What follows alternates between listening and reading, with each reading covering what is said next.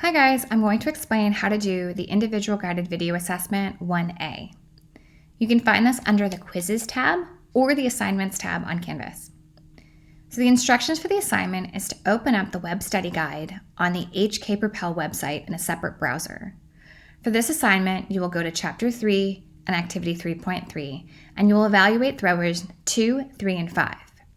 For this tutorial, we will evaluate throwers 1 and 7, so that you know how to approach evaluating the throwers for the final assignment. So first, go to the HK Propel website and log on.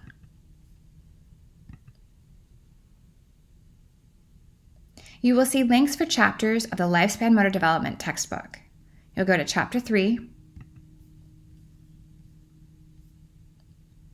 You will click on Activity 3.3. And then you're going to click the next button to look at the different videos of throwers. Each of the videos are shown on the right side of the panel, and all the videos are for throwing, and if you scroll down, for kicking.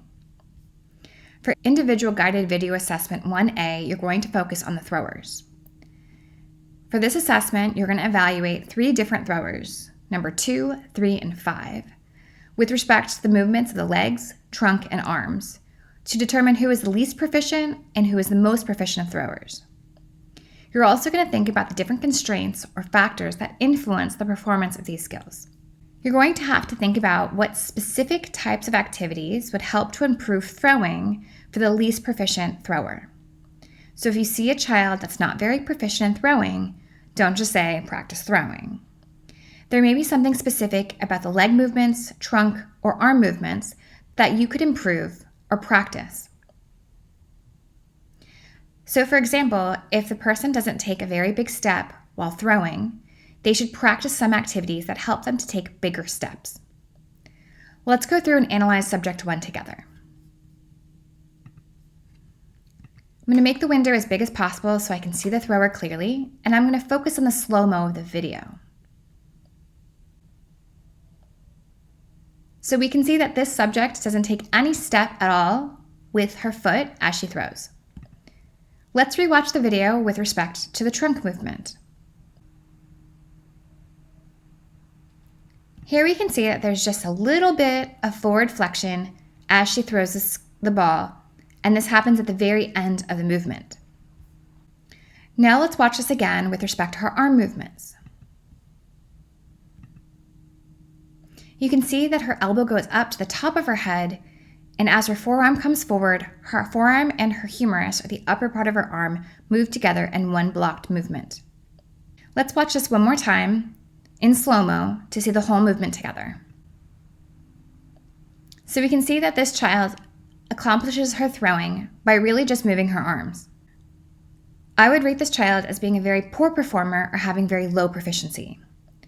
Now let's watch thrower 7.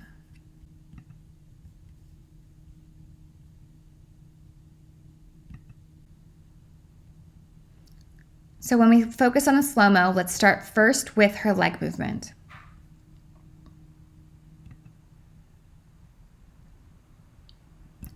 You can see that she takes a step with her contralateral or opposite foot before she starts her arm movements.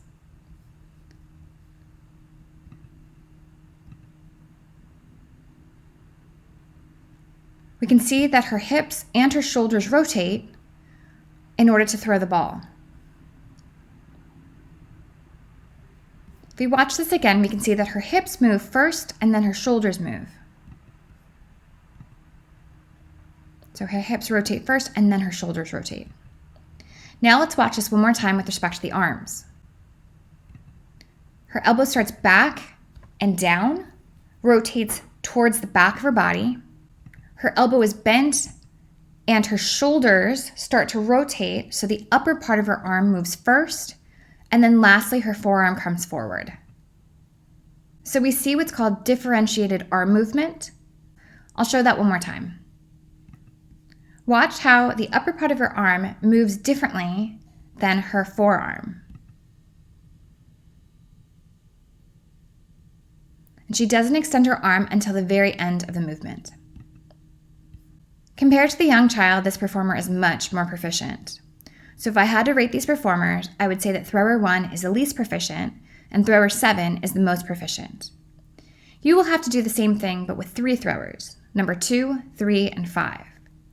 Pay close attention to what's happening with their legs, trunk, and arms. Take careful notes as you watch each of these different performers. It's best to watch each of these performers, take careful notes, and watch the video a couple times with a specific focus on the leg movements first, then the trunk, and then the arms. Once you've had good notes, you can have the video up on one side of your screen and you can begin your quiz. You have 30 minutes to complete the quiz. Carefully rate which performer throws the best, from the least proficient to the most proficient. Consider the factors that might have influenced how well each of those throwers can throw. Then, take the least proficient thrower and think of specific activities that might help to improve their throwing. Please let us know if you have any questions or difficulties with this assignment.